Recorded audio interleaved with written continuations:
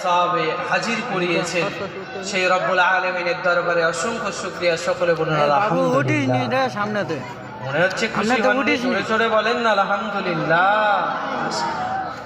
অতঃপর নবী মুহাম্মদ মুস্তাফা সাল্লাল্লাহু আলাইহি সাল্লামের কদমে দরুদ ও সালামের নজরানা সকলে বলুন প্রাণ খুলে দিয়ে সাল্লাল্লাহু আলাইহি ওয়াসাল্লাম। আপনারা সকলে ভালো আছেন? মাশাআল্লাহ, আলহামদুলিল্লাহ। আল্লাহ আপনাদের হায়াতকে দারাজ করে দিক, আল্লাহুম্মা আমিন। লম্বা চওড়া আলোচনা নয়, সোজাসুজি কোরআনে চলে যাই। কোরআনকে জিজ্ঞাসা করি, কোরআন থেকে কয়েকটা আলোচনা করি। আল্লাহ পাক আমাদেরকে কবুল করবে। আজকে জলসার প্রধান বক্তা হিসেবে যিনি তাশরীফ আনবেন জনাব হযরত মাওলানা সানোয়ার হোসেন সাঈদী সাহেব বর্ধমান। তারপরকে বন্ধুবর দ্বিতীয় বক্তা হিসেবে যিনি তাশরীফ নিয়ে আসবেন জনাব হাফেজ মাওলানা কারি মনিরুল ইসলাম সাহেব দামাত বরকাতুহুম আলিয়া এবং অন্যান্য ওলামা হযরতগণ, তানারা এখানে তাশরীফ নিয়ে আসবেন।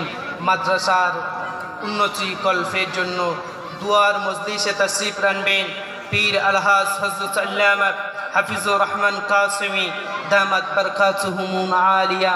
আল্লাহ সকল উলামায়ে কেরাম এবং পীর সাহেব হুজুরের হায়াতকে বাড়িয়ে দিন এবং হায়াতে তাইয়্যিবার মধ্যে জামিলিয়াত দিন। সকলে বলুন আল্লাহুম্মা আমিন। রব্বুল আলামিনকে জিজ্ঞাসা করি, আল্লাহ দুনিয়ার মধ্যে আপনি আমাদের কি জন্য পাঠিয়েছিলেন? আপনার উদ্দেশ্য কি? সব কাজের তো একটা একটা উদ্দেশ্য থাকে কি থাকে না? আল্লাহ আপনি দুনিয়াতে কি জন্য দিয়েছেন? আপনার উদ্দেশ্য কি? আর আমরা দুনিয়াতে গিয়ে করবই বা কি? আল্লাহ পাক বললেন, বান্দা দুনিয়াতে মধ্যে তুমি যাবে, আমি কয়েকটা নীতিমালা তোমাকে দিয়ে দিচ্ছি। এই নীতিমালার পূর্বে আমি রব্বুল আলামিন প্রত্যেক নবী ও আম্বিয়ায়ে কিরামদের জন্য একটা একটা গাইড বুক কোরআন, যেরকম হযরত মুহাম্মদ মুস্তাফা সাল্লাল্লাহু আলাইহি সাল্লামের উপরে গাইড বুক কোরআন মাজিদ দিয়েছি, তেমনভাবে প্রত্যেক নবীদের কাছে আমি রব্বুল আলামিন একটা করে গাইড বুক দিয়েছিলাম। নবী মুসার কাছে একটা দিয়েছিলাম, নবী ঈসার কাছে একটা দিয়েছিলাম, নবী নূর কাছে একটা দিয়েছিলাম, নবী ইব্রাহিম খলিলের কাছে একটা দিয়েছিলাম, নবী ইয়াহইয়ার কাছে একটা দিয়েছিলাম, নবী জাকারিয়ার কাছে একটা দিয়েছিলাম। সমস্ত নবী আম্বিয়ায়ে কিরামদের কাছে আমি রব্বুল আলামিন সাইফা নামক কিতাবকে নাজিল করে দিয়েছিলাম, যাতে করে বান্দাগুলো অন্ধকারের যুগ থেকে আলোর দিকে চলে যেতে পারে। জোরে বলেন সুবহানাল্লাহ।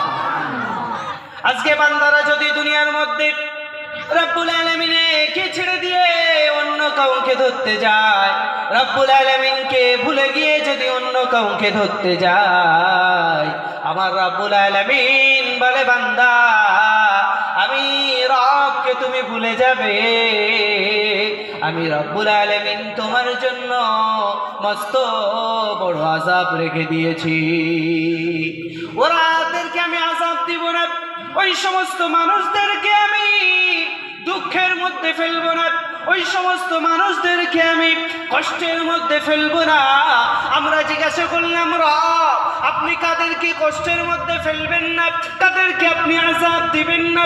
ওই সমস্ত ব্যক্তি বর্গরা কারা? আমার রব্বুল আলামিন জানান, ওয়াল আস ইন্নাল ইনসানা লাফি খুস।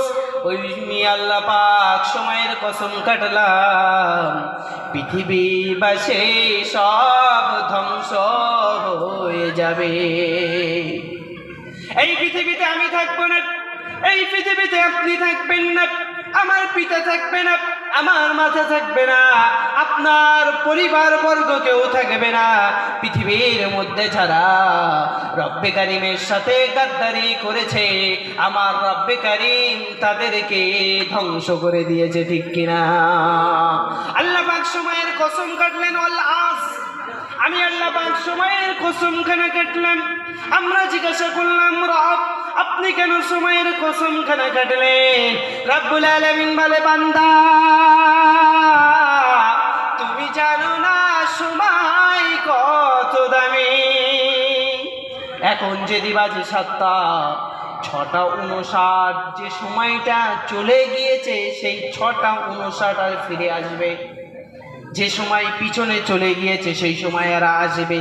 রব্বুল আলামিন সময়ের গুরুত্ব বোঝানোর জন্য আমার রব্বুল আলামিন সময়ের কসম কানা কাটলেন। ইন্নাল ইনসানা লাফি খুসর, পৃথিবীবাসী সব ধ্বংসের মধ্যে, তবে কয়েকজন মানুষের নাজাত পাবে। কি? ইল্লাল্লাযীনা আমানু ওয়া আমিলুস সালিহাত ওয়া তাওয়াসাউ বিল হাক্কি ওয়া তাওয়াসাউ বিস সবর। এক নম্বর রব্বুল আলামিন বললেন, যারা ঈমান খানা আনবে আমি রব্বুল আলামিনের উপরে, আমার নবীদের উপরে, আমার ফেরেশতাদের উপরে, আমার সমস্ত আম্বিয়া কেরামদের কিতাবের উপরে এবং কিয়ামতের উপরে, আমি রব্বুল আলামিন গায়েবের উপরে যে ঈমান আনবে, আমি রব্বুল আলামিন ভালোটা আমার তরফ থেকে আসে, খারাপ